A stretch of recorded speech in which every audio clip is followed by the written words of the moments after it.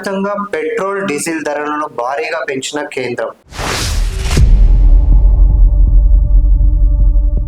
అంతర్జాతీయ ఉద్రిక్తతల నేపథ్యంలో రాబోయే 2-3 వారాల్లో ఇంకో ₹10 దాకా పెరిగే అవకాశం ఉందని ఆర్థిక శాస్త్రవేత్తల అంచనా. పెట్రోల్ ధరల విషయంలో రాష్ట్రాలపై కేంద్రంపై రాష్ట్రం ఒకరిపైన ఒకరు విమర్శలు చేసుకుంటున్నారు.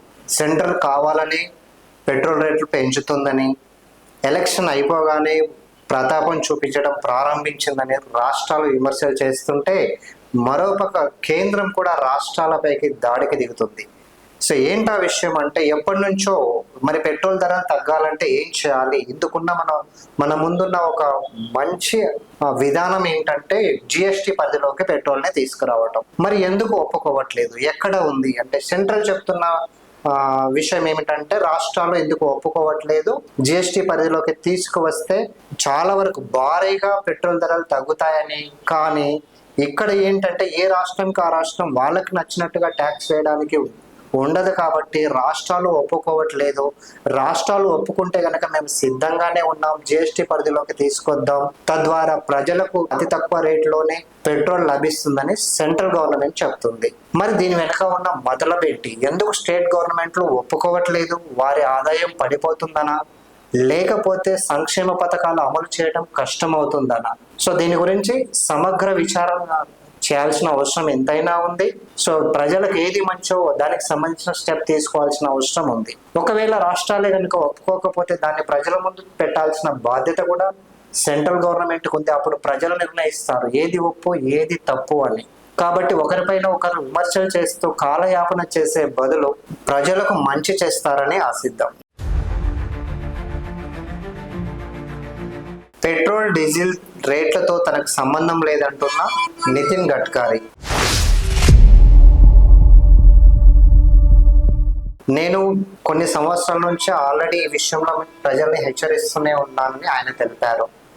పెట్రోల్ డీజిల్ వాహనాలకి కాలం చెల్లిందని, సిఎన్జి బ్యాటరీ వాహనాలని కొనాలని ఎప్పటి నుంచో నేను చెప్తున్నానని. ఎందుకంటే మనం పూర్తిగా పెట్రోల్ డీజిల్ కోసం వేరే దేశాలపైన మనం ఆధారపడి జీవిస్తున్నామని, అది ఎప్పటికైనా మన దేశానికి ప్రమాదమే అని, మన ఆర్థిక లావాదేవీలన్నీ కూడా అతలాకుతలం అవుతాయని నేను ఎప్పటి నుంచో హెచ్చరిస్తున్నాను. కంపెనీలు కూడా ముందుకు రావట్లేదు, అనుకున్నంత సక్సెస్ఫుల్ గా ఇక్కడ మ్యానుఫ్యాక్చరింగ్ జరగట్లేదు.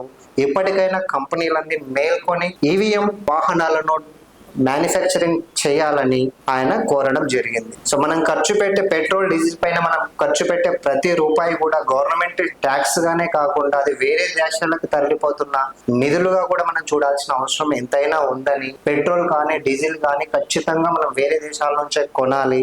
కాబట్టి ఎంతసేపు ఉన్నా ఇది వేరే దేశాలను మనం పోషించడానికే కానీ మన దేశాన్ని మనం డెవలప్ చేసుకోవడానికి ఎంత మాత్రం కాదని నితిన్ గడ్కరీ గారు తెలిపారు. సో ఇప్పటి నుంచి అయినా ప్రజలు ముందస్తు ఆలోచనలతోటి సిఎన్జి కానీ ఈవీఎం వాహనాల వైపు కానీ దారి మళ్ళుతారని ఆశిస్తున్నట్టుగా ఆయన తెలిపారు. పెట్రోల్ డీజిల్ వల్ల మనకు కేవలం ఆర్థిక భారం మాత్రమే కాకుండా మన దేశానికి కాలుష్య ముప్పు అనేది కూడా చాలా పెద్దగా వ్యాప్తిస్తుందని కూడా నితిన్ గడ్కరీ గారు అన్నారు. సో మనము ఆదాయ వనరులను కోల్పోవడమే కాకుండా ఆరోగ్యాన్ని కూడా కోల్పోతున్నామని, వీలైనంత త్వరగా వాటి నుంచి బయటపడాలని ప్రజలకు ఆయన పిలుపునిచ్చారు. ఇప్పటికే దేశంలో E20 ఇంధనం వాడకం విపరీతంగా పెరిగిందని, ఇక ముందు ఇంకా డెవలప్ చేస్తూ 100% 100% ఇథనాల్తోనే రన్ అయ్యే ఇంజన్లు తయారు చేస్తామని నితిన్ గడ్కరీ తెలిపారు. దీనివల్ల పెట్రోల్ డీజిల్ దిగుమతి చేసుకోవడం తగ్గడమే కాకుండా భారతదేశ రైతులకు కూడా ఇది ఎంతో మేలు చేస్తుందని ఆయన తెలిపారు. మొత్తంగా చూస్తే గడ్కరీ గారు ప్రజలకు ఒక సందేశాన్ని మాత్రం గట్టిగా చెప్పదలుచుకున్నారు.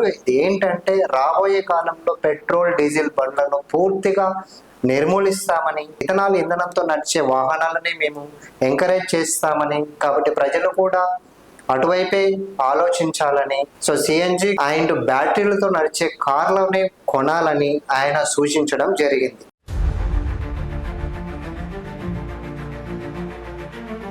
పెరిగిన పెట్రోల్ ధరలను తప్పుపట్టిన తెలంగాణ ముఖ్యమంత్రి రేవంత్ రెడ్డి. కేంద్రం తీసుకుంటున్న అనాలోచిత నిర్ణయాల వల్లే, సరైన ఆర్థిక విధానాలు లేకపోవడం వల్లే ఇప్పుడు ఇబ్బంది పడాల్సి వస్తుందని ఆయన చెప్పారు. కాకపోతే తెలంగాణ గవర్నమెంట్ కూడా ముందుకు వచ్చి సో అధికంగా వసూలు చేస్తున్న ట్యాక్స్ ఎంతో కొంత తగ్గిస్తే ప్రజలకు ఎంతో కొంత భారం కూడా తగ్గుతుంది.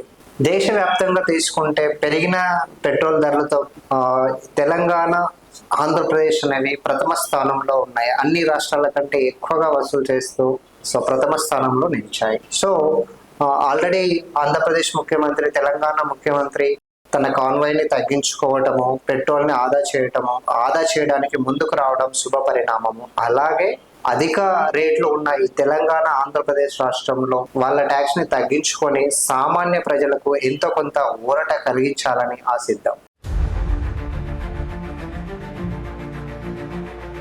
చట్టం తన పని తను చేసుకు వెళ్తుందంటున్న ముఖ్యమంత్రి రేవంత్ రెడ్డి. సన్నిహితుడైన అల్లు అర్జున్ విషయంలోనే కఠినంగా ముందుకు వెళ్ళామని, అలాంటప్పుడు బండి సంజయ్ కొడుకు విషయంలో ఎందుకు వెనకంజ వేస్తానని రేవంత్ రెడ్డి గారు అన్నారు. చట్టం తన పని తాను చేసుకు వెళ్తుంది. ఒకవేళ వదిలేసే వాళ్ళమైతే ఎందుకు కేసులు పెడతాము, ఎందుకు లుకౌట్ నోటీసులు జారీ చేస్తామని ఆయన తిరిగి ప్రశ్నించారు.